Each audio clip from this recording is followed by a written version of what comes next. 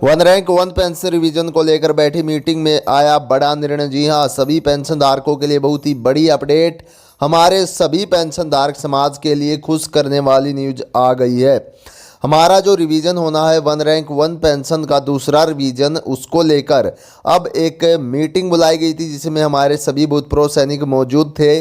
Major general Sudesh Goyal जी, जो अन्य हमारे मुख्य वेटरन सभी भूतपूर्व सैनिक वहां पर मौजूद थे। तो दोस्तों, उन सभी के द्वारा यहाँ पर बड़ा डिसीजन लिया है और जो आपका रिवीजन है वो कब होगा, इसको लेकर भी यहाँ पर बहुत बड़ी अपडेट निकल कर आई। तो वीडियो को बिना स्किप किए एंड तक जरूर देखिएगा, आप सभी के लिए बहुत इंपॉर्टेंट ये न्यूज होने वाली है। यदि आपको OROP सेकंड रिवीजन का फ़ायदा मिलने वाला है तो वीडियो को बिना स्किप किए एंड तक जरूर देखिएगा। जी हाँ दोस्तों, हमारे भूतपूर्व सैनिकों के साथ जुड़ते हैं सीधे मीटिंग से लाइव और बिना स्किप किए वीडियो को अंत तक जरूर देखना। Authorized all the KP Singh Deo report of 1984. It is a document which has to be read and this thing seen. It has been buried by government after government. It talks about soldiers being laterally sidestepped to like the ITBF or BSF or so and so. There's been resistance from the Home Ministry for doing this. We have got highly decorated people, highly experienced people who are not being used. Now you tell me, you would never have heard of a case where something happens, a retired judge is put in charge, something happens, a retired bureaucrat is, why not a lieutenant general, why not a major general, why not an air marshal? On an air investigation, you are putting this thing, retired IAS officer, not a, all these people highly qualified, they are not being utilized. And it's mentioned inside that. One rank, one pension, has been mentioned inside that. This origin was in 1983-84, when your grandmother was there as the Prime Minister, it was mentioned. And she had said, yes, we look at it, and so that was the start to it. Next point. All this sidestepping, there is a department called the SCOPE, Standing Committee of Public Enterprises. Everything is made to suit the bureaucrats. What about the ex-servicemen? They get nothing out of it. Today, it has been mentioned in Parliament also that the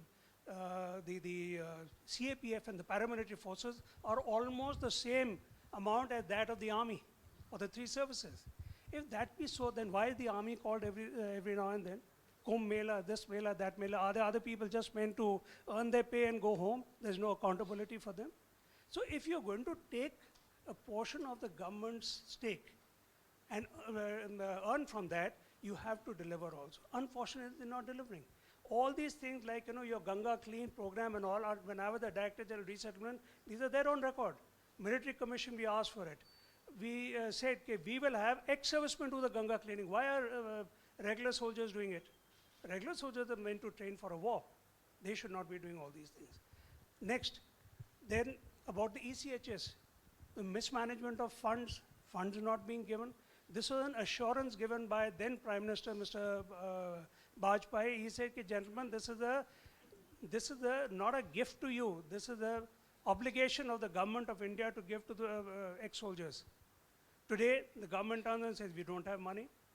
And I can tell you for a fact, he said, this scheme will never be wanting for money. Other thing, you look at the equation. In 1947, when India became an independent country, that time the police superintendent used to be called as police kaptan. Today, like somebody mentioned, they are wearing the gorget, the ranks of major generals and lieutenant generals. It looks ridiculous.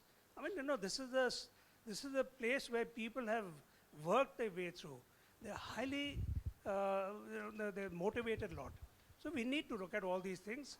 And I think, as far as the Rafale is concerned, I'm not going to say because I have no idea about it at all, except to say that an individual is never authorized to carry out negotiations. It is always a committee. CCPA should have authorized it. I'm not sure whether that was done or not, so my comments are reserved. So if it was not done, I think, it's not fair to the last point. This is again during your UPA 2 or UPA 1. You created a Department of Ex-Servicemen Welfare. I was the DGR at that time. I laughed, and the first thing I did was put a note to the Chairman, Chiefs of Staff Committee. Here we have got a system of somebody dealing with the ex-servicemen, but there's not even a single ex-serviceman there. What had happened was the bureaucrats managed to get 7 additional posts.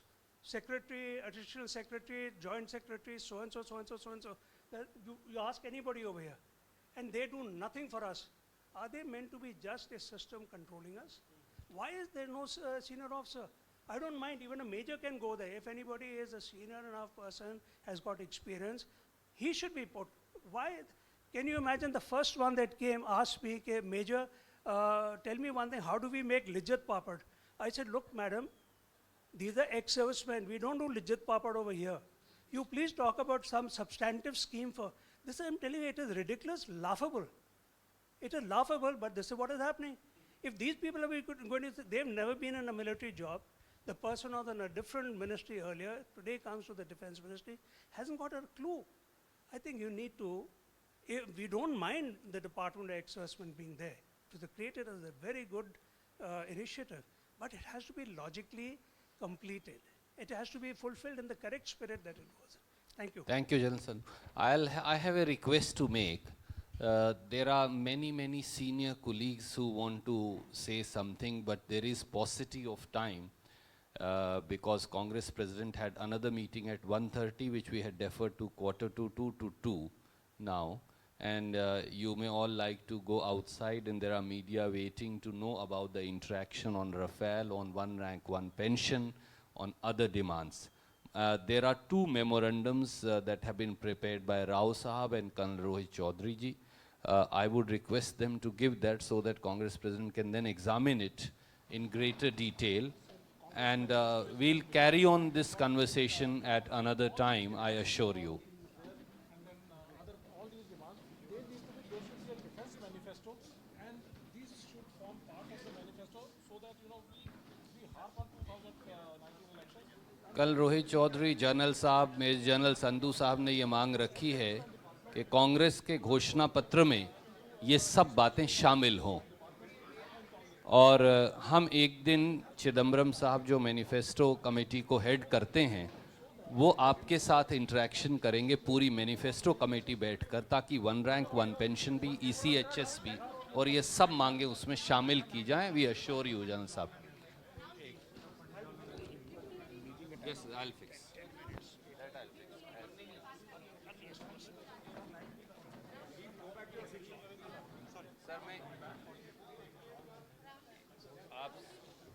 Hello, आप सबसे एक दरख्वास्त और करूंगा कि कांग्रेस अध्यक्ष के साथ अगर आप एक बार बाहर आ जाएं, तो पूरे देश के मीडिया के साथ ही इंतज़ार में खड़े हैं, वो एक बार आप उनके साथ एक बार बात करेंगे उनसे तो और बेहतर रहेगा.